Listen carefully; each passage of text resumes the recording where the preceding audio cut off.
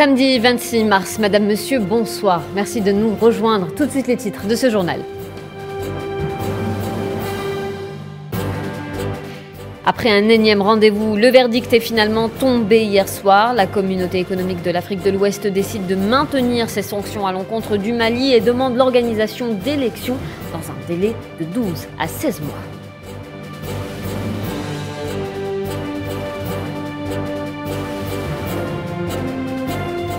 Le revirement de Madrid vis-à-vis du dossier sahraoui continue de susciter de vives réactions de la classe politique mondiale.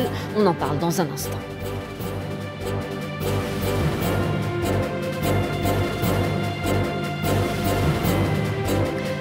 Jeddah en Arabie Saoudite a été la cible d'une série d'attaques terroristes Houthis. La coalition dirigée par l'Arabie Saoudite a riposté dans la nuit de vendredi à samedi.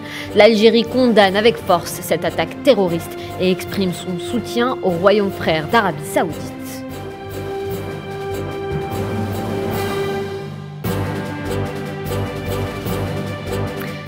Sport, football, après leur belle victoire hier soir au Cameroun, 1-0 en match aller des barrages, les Verts étaient de retour tôt ce matin à Alger.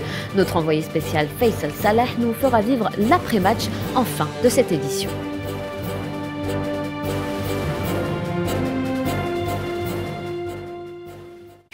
On entame donc ce journal avec cette réunion de la CEDEAO hier à Accra pour examiner la situation politique au Mali.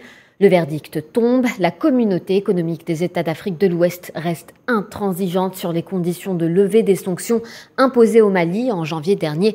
Et ce, vous l'aurez deviné, en raison de la durée de la transition. Tinhinen Makassi.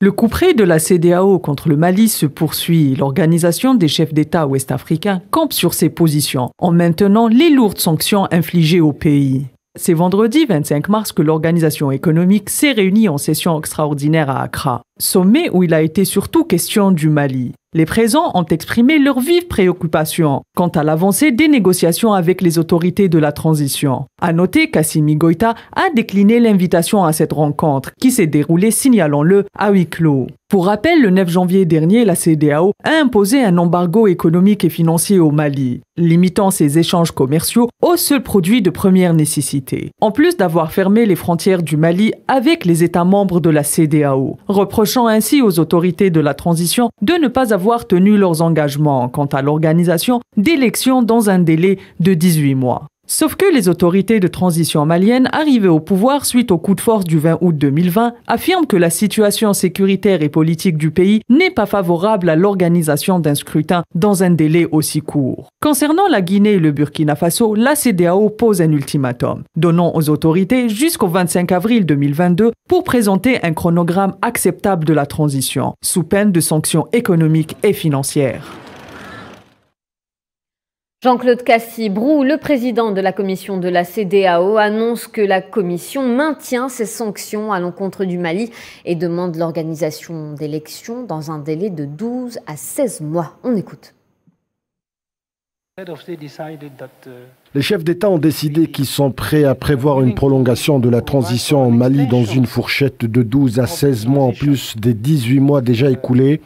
Il y a eu plusieurs réunions où la situation en Guinée a été examinée par les autorités et en examinant la situation, nous avons pris note du fait qu'il y a eu quelques progrès dans le sens où depuis le coup de force, le président officiel est autorisé à sortir.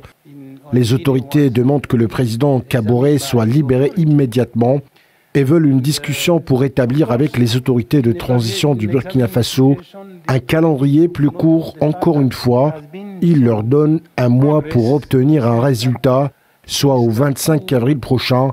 Au-delà de cette date, des sanctions économiques et financières pourraient s'appliquer. Et le revirement de Madrid vis-à-vis du dossier sahraoui continue de susciter de vives réactions. La dernière en date est celle du Parlement basque. Il fustige Pedro Sánchez et son gouvernement. Souhaid Ben Patouche.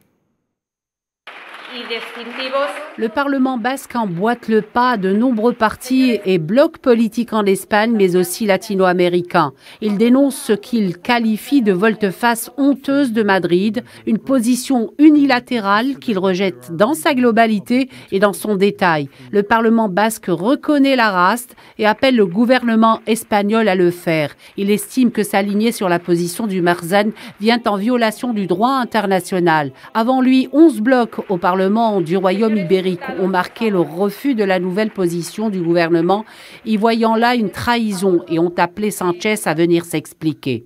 Les dénonciations se sont multipliées ces derniers jours après l'annonce par Rabat que Madrid soutenait son soi-disant plan d'autonomie sur le Sahara occidental, sans pour autant piper mot sur les moyens employés pour le faire plier. En l'occurrence, son vil chantage sur la question de l'immigration des îles de Ceuta et Melilla, comme dévoilé par les médias espagnols. Justement, médias et politiques, y voilà un coup de poignard non seulement dans le dos de la société espagnole, de la coalition gouvernementale, mais surtout des Sahraouis militant pour leur autodétermination.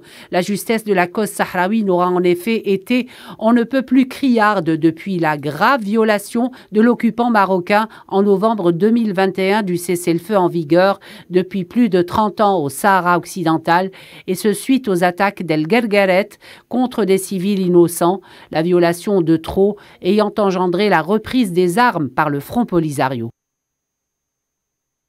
Et la classe politique espagnole crie au scandale après le revirement et le changement de cap du gouvernement de Pedro Sánchez.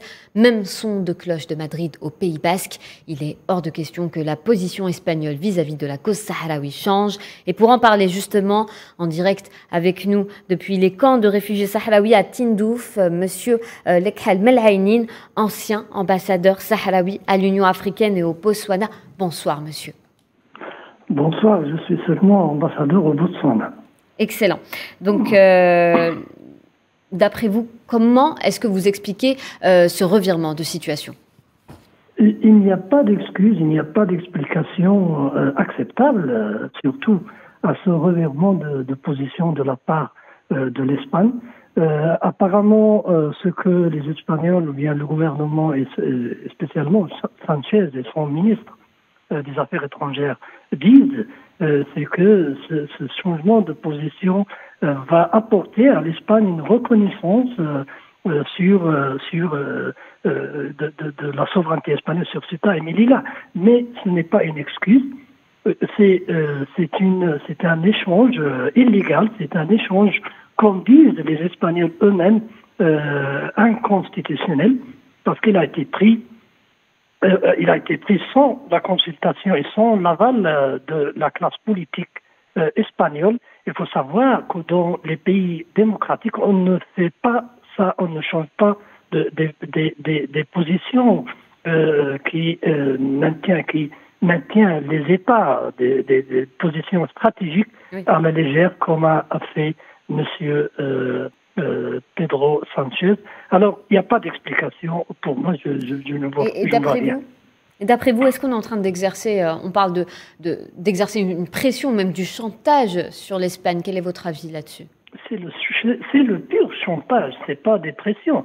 Parce que tous les pays peuvent être sous pression de la part d'autres puissances, mais cela ne leur permet pas de violer la légalité internationale ou de violer leur propre constitution, ce que M. Pedro Sánchez a fait. Alors je crois que c'est du pire chantage.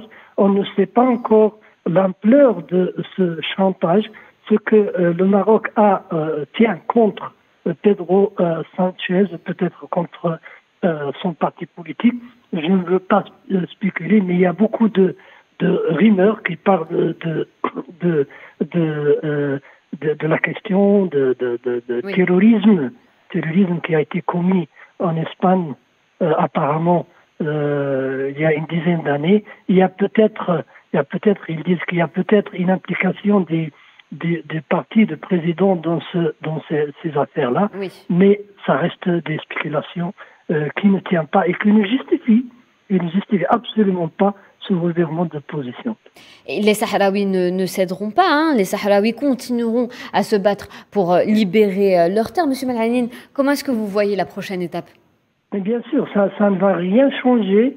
La lutte du peuple sahraoui n'a pas commencé depuis l'avènement du président Sanchez et ça ne va pas se terminer ici. C'est une question de respect des droits de tout un peuple à l'autodétermination et à l'indépendance. C'est une lutte légitime pour la liberté tout court et ça va pas la position espagnole ne va rien changer. Oui. Le problème, c'est que on s'attendait à la prise de position, à la prise de responsabilité de la part de l'Espagne pour aider les Nations Unies dans la résolution de ce conflit.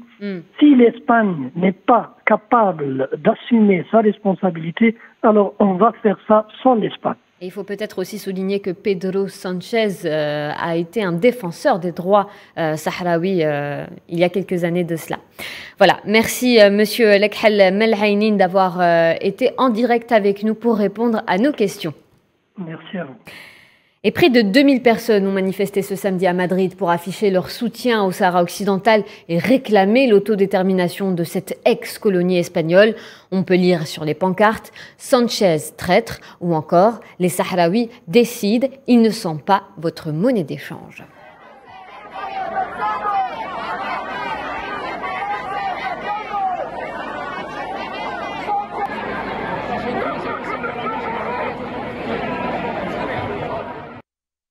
Une délégation militaire sioniste a visité le Royaume du Maroc hier, vendredi. La visite première du genre vise à renforcer les liens déjà forts entre l'entité sioniste et le Royaume du Maroc. Safwan Ben Sabri. L'armée sioniste a annoncé vendredi la signature d'un mémorandum de coopération militaire avec le Maroc lors de la première visite d'une délégation militaire sioniste dans le Royaume. L'armée sioniste a indiqué que la signature a eu lieu à l'issue d'une rencontre entre le chef de l'autorité stratégique et du 3e département de l'armée sioniste. Au cours de la visite, les dirigeants sionistes ont rencontré plusieurs hauts gradés de l'armée marocaine. Une rencontre s'est tenue au siège de l'état-major marocain pour développer la coopération entre les deux parties. Cette volonté de coopération étendue, envisageant notamment la création d'une commission militaire mixte, a été inscrite dans le protocole signé lors de la visite. Les deux parties ont également discuté de la possibilité de participer à des manœuvres militaires internationales conjointes. L'entité sioniste et le Maroc ont rétabli leurs relations diplomatiques en décembre 2020 dans le cadre d'un processus de normalisation avec plusieurs pays arabes. Depuis, le rapprochement entre le Royaume du Maroc et l'entité sioniste se poursuit à un rythme soutenu, avec des visites, en particulier celle du ministre israélien de la Défense Benny Gantz en novembre, et la signature de partenariats dans les domaines technologiques, sécuritaires, militaires, économiques et culturels. Le rapprochement entre les deux parties pourrait, selon plusieurs observateurs, nuire à la stabilité de la région. Et dans le reste de l'actualité en Afrique, on va parler des élections législatives et locales partielles au Zimbabwe, un scrutin considéré comme un test avant les élections générales prévues en 2023. Les Zimbabwéens doivent élire 133 représentants locaux et parlementaires à travers le pays. Le président Emmerson Mnangagwa a d'ailleurs organisé plusieurs meetings pour soutenir les candidats de la ZANU-PF au pouvoir. Le leader de l'opposition, Nelson Chamisa, a quant à lui formé il y a 3 mois un nouveau parti, la Coalition des citoyens pour le changement.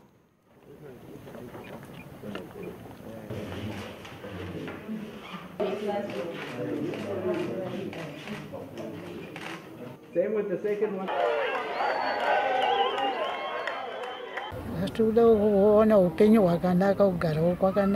Nous voulons une vie meilleure, du boulot pour nos enfants, parce que de nos jours, ils passent leur temps à picoler et à se droguer. Et ce genre de comportement ne doit pas être autorisé au Zimbabwe. Nous voulons nous assurer que nous corrigeons les erreurs commises au niveau national, à savoir la révocation des représentants des citoyens au Parlement et au Conseil, qui a été effectuée illégalement et de manière criminelle par le parti au pouvoir et ses acolytes. Et le haut-commissaire des Nations Unies aux droits de l'homme, Michelle Bachelet, a alerté sur la détérioration de la situation des droits de l'homme dans les territoires palestiniens. Michel Bachelet alerte plutôt sur la détérioration dans un rapport. Il attire l'attention sur le recours continu par les forces d'occupation sionistes à un usage excessif de la force contre les Palestiniens, rappelant qu'en mai 2021, les agressions contre Gaza se sont considérablement intensifiées. Nous le disions en titre à Jeddah, en Arabie Saoudite, qui a été la cible d'une série d'attaques de drones et de missiles menées par les Houthis, provoquant un gigantesque incendie qui s'est déclaré sur une installation pétrolière du géant Aramco. Cet incendie qui était visible depuis le circuit de Formule 1 de Jeddah. Ces attaques interviennent à la veille du 7e anniversaire de l'intervention de la coalition militaire dirigée par le Royaume au Yémen pour soutenir le gouvernement yéménite face aux Houthis.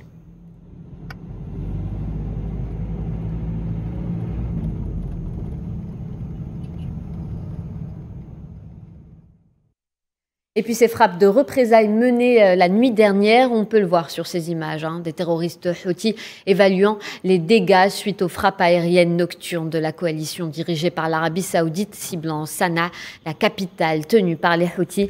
Ces frappes de représailles interviennent donc après la série d'attaques menées à Jeddah.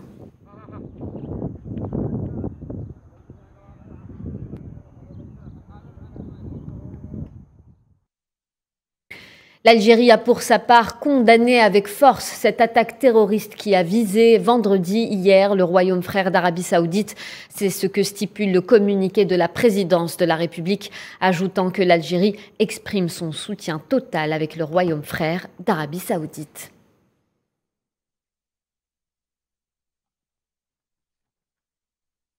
Et au Qatar se déroule la 20e édition du Forum international de Doha. Le ministre algérien des Affaires étrangères, Ramtan Lamamra, y participe à l'invitation de son homologue qatari.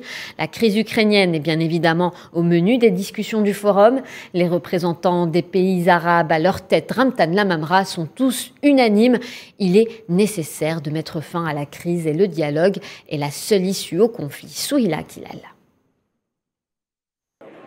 La crise ukrainienne est au menu de la 20e édition du Forum international de Doha. Si depuis le début de la crise ukrainienne, la lumière est faite sur les tractations de la diplomatie occidentale, aujourd'hui la diplomatie arabe commence elle aussi à se mettre en place, à se faire entendre au niveau international, mais surtout à parler d'une même et unique voix pour tenter de trouver une solution pacifique à cette crise.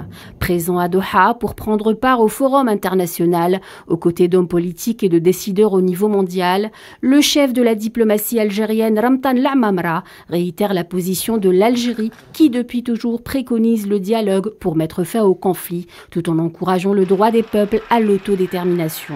Même son de cloche chez les autres dirigeants arabes qui aussi s'alignent à la position algérienne. Le ministre saoudien des Affaires étrangères a pour sa part insisté sur l'urgence de mettre fin au conflit et a appelé au dialogue entre les parties concernées et à la protection des civils qui sont les victimes collatérales du conflit.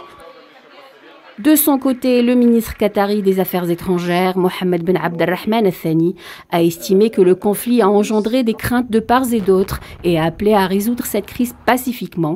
Il a par ailleurs rappelé que la guerre en Ukraine avait eu des répercussions sur l'ensemble de la planète. L'émir de l'État du Qatar, Cheikh Tamim Ben Hamad Al-Thani, a lui appelé à revoir en urgence les fondamentaux et les priorités au risque de voir le monde basculer dans l'instabilité. Et c'est durant ce même forum que le président ukrainien Volodymyr Zelensky prend la parole. Il s'exprimait dans un message vidéo diffusé devant les dirigeants politiques et économiques internationaux. Zelensky appelle le Qatar à augmenter sa production de gaz naturel liquéfié pour contrer les menaces russes d'utiliser l'énergie pour, je cite, faire du chantage. On écoute.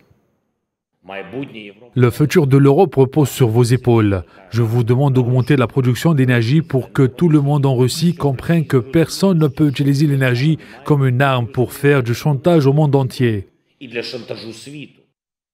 Et le ministre qatari des Affaires étrangères prend la parole à son tour sur la crise humanitaire ukrainienne.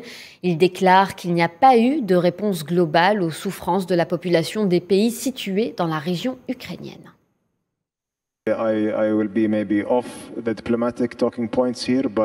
vais peut-être m'écarter des points de discussion diplomatique ici, mais la souffrance humanitaire que nous avons vue en Ukraine, et tout le monde en parle en ce moment, c'est la souffrance de beaucoup de pays de cette région depuis des années, et rien ne s'est passé.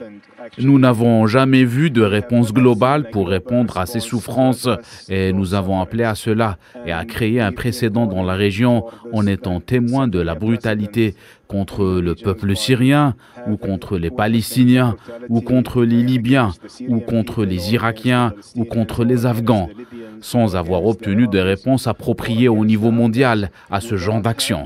Et sans tenir les personnes qui ont commis ces actions pour responsables. Nous allons voir de plus en plus d'expansion d'un tel comportement. Et en parlant de GNL, les États-Unis comptent livrer davantage de gaz naturel liquéfié à l'Europe via le Royaume-Uni. Plusieurs mesures ont été prises pour réduire la dépendance de l'Europe au gaz russe. Mais à quel prix? Élément de réponse avec Mohamed Wali Ben Chaban. Pour réduire la dépendance de l'Union européenne au gaz russe en raison de la guerre en Ukraine et des sanctions occidentales contre la Russie, les États-Unis devraient s'engager à livrer 15 milliards de mètres cubes de GNL au vieux continent. Le gaz va être acheminé à partir du port de Baltimore vers le Royaume-Uni, puis transféré vers l'Europe. Après avoir exprimé sa volonté d'obtenir un engagement des États-Unis sur des approvisionnements supplémentaires en GNL pour au moins 2 années, la Commission européenne aura un mandat pour faire des achats en commun de gaz. 75% de gaz acheté par l'Union européenne est fourni par des pipelines. Ce que nous avons décidé pour la première fois, c'est que la Commission aurait mandat pour faire de l'achat commun. C'est exactement ce qu'on a décidé, rappelez-vous, pour les vaccins au moment de la crise Covid. Et c'est ça le plus structurant. Aujourd'hui, nous, Union européenne, nous achetons 75% du gaz qui est fourni à travers les pipelines. Si nous savons avoir une approche beaucoup plus groupée, elle est aujourd'hui très divisée, vous voyez bien qu'on a une capacité bien supérieure à fixer le prix. Les États-Unis sont déjà devenus en 2021 premier fournisseur de l'Europe en GNL. 22 milliards de mètres cubes ont été livrés. La croissance des livraisons devrait atteindre plus de 68% avec ces 15 milliards de mètres cubes supplémentaires. Les États-Unis ont représenté 28% des importations européennes de GNL en 2021, contre 22% un an plus tôt. Entre novembre et janvier dernier, les volumes avaient déjà presque doublé pour atteindre 4,4 milliards, soit 44% des importations. Dans le cadre du groupe de travail annoncé vendredi, l'exécutif européen travaillera avec les États membres dans le but de garantir au moins jusqu'en 2030 une demande d'environ 50 milliards de mètres cubes par an de GNL américain supplémentaire. Et au 31e jour du conflit en Ukraine, la capitale Kiev ainsi que d'autres gares de ville restent cernées par les troupes russes. Moscou s'est dite focalisée sur l'est du pays, notamment la région du Donbass et Mariupol. Les précisions avec Amine Touta. Un éventuel changement de situation sur le terrain de conflit entre Kiev et Moscou, après l'annonce de la Russie qu'elle se concentrait sur l'est de l'Ukraine. La défense russe a déclaré que les objectifs initiaux des opérations avaient été atteints et que la Russie avait affaibli la capacité de combat de l'Ukraine. Toutefois, Kiev reste cerné par les troupes russes en partant des régions du nord-ouest telles que Irpin et Tchernikiv. Alors qu'il est, la capitale résiste notamment dans le centre-ville par des barricades et checkpoints. Le maire de la ville a finalement renoncé ce samedi à imposer un nouveau couvre-feu de 35 heures qu'il avait annoncé à partir de samedi soir pour revenir au couvre-feu de 20h à 7h du matin. Dans le sud du pays, les unités de Moscou semblent dominer la ville de Mariupol après plusieurs jours de frappes et de combats acharnés. Sur le plan humanitaire, des centaines de civils tentent chaque jour de fuir les combats via les couloirs humanitaires vers les régions sécurisées. Dans la ville de Kherson, les forces locales ont lancé une contre-offensive sur cette municipalité contrôlée par les Russes depuis le 3 mars passé. Un mois après le début du conflit, le ministère russe de la Défense a annoncé la perte de 1351 soldats russes et de 14 000 morts et 16 000 blessés côté ukrainien. Et dans le reste de l'actualité internationale, Washington annonce de nouvelles sanctions contre la Birmanie, annonce faite quelques jours après avoir officiellement déclaré que des Rohingyas avaient été victimes d'un génocide perpétré par l'armée birmane. Le département américain du Trésor a désigné 5 personnes et 5 entités liées au régime militaire birman.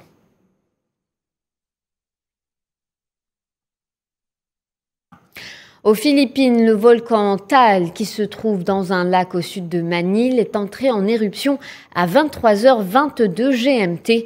Des milliers de personnes ont reçu l'ordre d'évacuer leur maison ce samedi en raison des cendres et de la vapeur à des centaines de mètres dans le ciel. L'Institut philippin de volcanologie et de sismologie tire la sonnette d'alarme et avertit que d'autres éruptions étaient possibles, ce qui pourrait déclencher des flux volcaniques dangereux et rapides de gaz, de cendres et de débris, ainsi qu'un tsunami.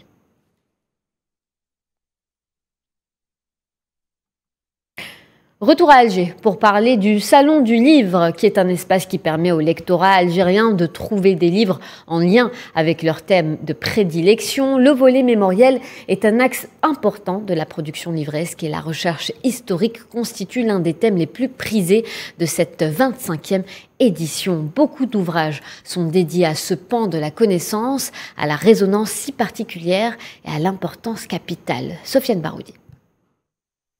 Le 25e Salon du Livre d'Algérie est un événement culturel majeur. L'édition de cette année met en exergue plusieurs axes de grande importance, dont le volet mémoriel revêt une place centrale dans la préoccupation des lecteurs. Dans ce sillage, plusieurs ouvrages présentés dans les innombrables stands du salon traitent de l'histoire et de la mémoire. Les éditions ANEP ont cette année mis à l'honneur la figure de l'émir Abdelkader, personnage central des résistances populaires à la colonisation et grand homme de lettres, fondateur de l'État algérien moderne. L'ouvrage L'émir Abdelkader, adversaire et admirateur, publié par l'intellectuel algérien Ammar Belkhodja, traite de ce grand personnage ayant imprégné son époque et au-delà. L'auteur met en lumière des centaines d'écrits faisant référence à l'émir, qui a impressionné ses contemporains de par ses qualités morales, sa finesse politique, mais aussi son engagement humaniste sans égal à son époque. Jean-Baptiste Evette, pour sa part, publie aux éditions ANEP un ouvrage dénommé Le Chevalier véridique. Ce roman met en scène un couple de Français qui vont à la rencontre du cheikh de la Lahmaniya à Saddoq.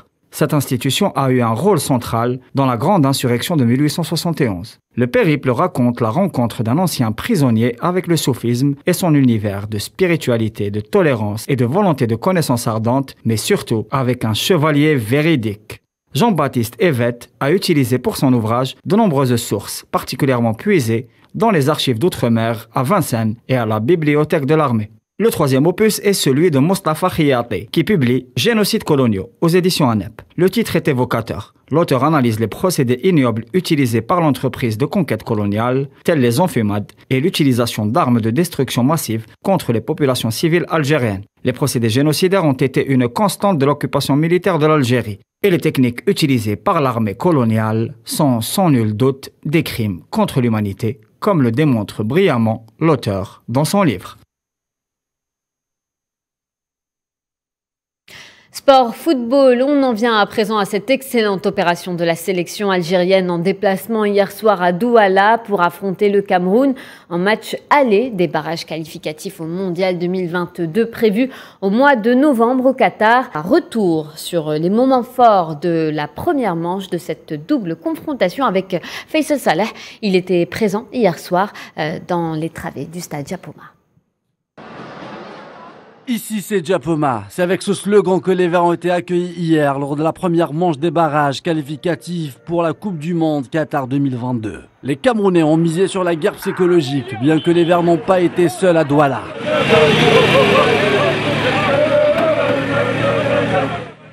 Les coéquipiers de Riyad ont refoulé la pelouse de Japoma Stadium sous les applaudissements des supporters algériens qui se sont déplacés dans des vols spéciaux. Japoma, le porte-malheur, devient un porte-bonheur. Et les Verts ont montré un autre visage. Les guerriers, les Fennecs ou les Verts, ou plutôt les Algériens, ont tout donné avant le dernier virage de Blida qui mène à Doha. L'heure est la même à Douala qu'à Alger. À 18h, l'arbitre donne le coup d'envoi du choc africain. Belmadi rentre avec 5 guerriers en défense. Côté camerounais, Sanga aligné Choupo-Moting, Aboubakar Vincent et Toko Ekambe. 10 premières minutes, le Cameroun est dangereux. Mais à la 13e minute, le Super Slim intercepte un ballon envoyé par Blamri, tire du pied droit. Onana sauve les Lions et sans l'alarme, les Verts de Belmadi ne sont pas là pour défendre. L'Algérie a déjoué le Cameroun d'Eto, une bataille au milieu de terrain entre les deux nations. 40 minutes de jeu, coup franc pour l'Algérie, Belaïli s'en charge. On envoie la musique de la victoire. Maestro Youssef, ténor Slimani, 1-0, l'Algérie est devant. Les Verts ont reçu 4 cartons jaunes, dont un à Ben Sebaini, conséquence l'arrière-gauche de Gladbach, forfait à Tchaker. Le Cameroun n'arrive pas à créer des occasions nettes face à l'Algérie de Belmadi, malgré les 11 minutes de jeu additionnels. Une victoire importante avant de recevoir le Cameroun en match retour, mardi à Blida. On représente cette nation, on représente le coach, on représente l'Algérie. On est tous pareils, on a tous le même sang, la même mentalité. Et voilà, maintenant, c'est un travail d'équipe. On va revenir à Blida avec les mêmes ingrédients, même voire plus d'envie, plus d'ambition. On sait que le Cameroun va venir avec plus d'envie aussi. Donc ce sera un match de guerrier encore et on fera tout pour aller au Qatar, Inch'Allah. Je pense que la qualification est toujours là. C'est de ça qu'il s'agit. Battre le Cameroun qui est invaincu depuis 1998. Slimani, buteur historique, arrive à 40 buts avec la sélection, dont 16 buts lors des éliminatoires de la Coupe du Monde. Un seul but seulement de Didier Drogba. Victoire à Japoma nous approche du Doha. C'est de ça qu'il s'agit. Voilà, c'est la fin de ce journal. Merci de votre attention. Et le match retour, ça sera mardi soir à Blida, comme nous le disions. Voilà, tout de suite, un point météo avec Amel Amezienne Zitouni. Quant à moi, je vous retrouve demain pour le journal à 19h, comme de coutume. Excellente soirée à tous sur Al24 News.